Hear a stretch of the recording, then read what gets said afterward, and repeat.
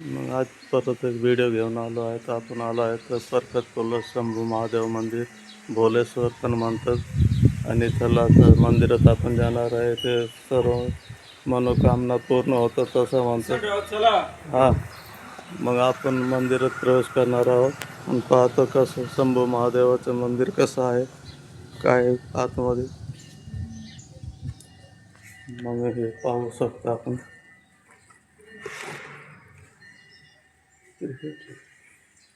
इथलं परिसर खूप चांगला आहे आणि हे आतमध्ये आलेलं आहे. त्याच्यानंतर नंदी महाराज पाहू शकतो किती छान नंदी बनवलेला आहे. आणि इथं प्रवेशद्वारात श्री गणेशाची मूर्ती आहे. खूपच चांगली मूर्ती दिसू पाहू शकतो. मनमोहक मूर्ती आहे. आणि इथं वर पण गणेशाची मूर्ती आतमध्ये महादेवाचे पिंड आहे.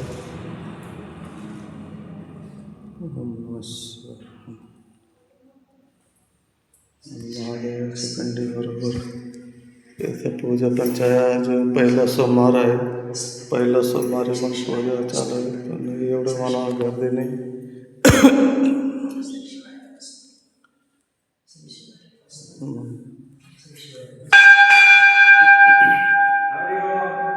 आता गर्दी वाढत चालली आहे. जसं जसं टाईम होईल गर्दी वाढत राहणार.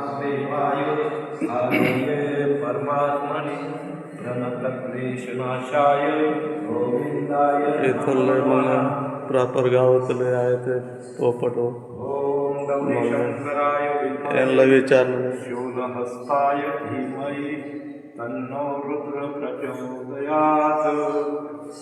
पोपट भाऊ, इथं दोन शिवलिंग कसं काय? गौरी शंकर आहे. गौरी शंकर आहे का? तर हे मला प्रश्न पडला होता का दोन पिंड कसं काय एका ठिकाणी? गौरी शंकर शिखर शिंगणापूरला दोन पिंड आहे ना. हां, शिखर शिंगणापूरला दोन पिंड आहे. त्याच्यामुळे इथं सुद्धा दोन पिंड आहे आणि गौरी शंकर आहे. तर मला प्रश्न पडला होता का असं कसं आहे. बरं, एक मिनिट, असं दिसलं पाहिजे. मग हे आमचे मित्र आहेत आणि यांनी मला माहिती दिली का गौरी आणि शंकर आहेत म्हणून दोन पिंड आहेत. मला प्रश्न पडला होता. खूप चांगली माहिती मिळाली आपल्याला. धन्यवाद. आणि इथलं परिसरसुद्धा पाहू शकतो, खूप चांगला आहे. आपण कधी बी येऊ शकतो भोलेश्वराच्या दर्शनाला. इथलं परिसर दाखवतो.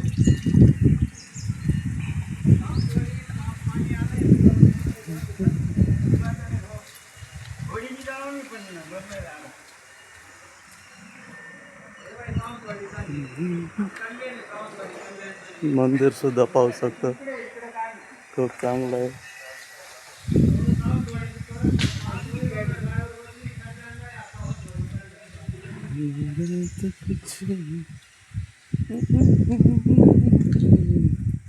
इथं सभा मंडप बांधलेला आहे. काही कार्य वगैरे असलं, लग्न कार्य किंवा दहावीचा कार्यक्रम किंवा महादेवाचं काही येतं. महादेवाचं वाढदिवस पण साजरा करतात. महादेवाचा वाढदिवस कधी राहतात ते आपण विचारणार आहोत कोणाला तरी भेटू दे.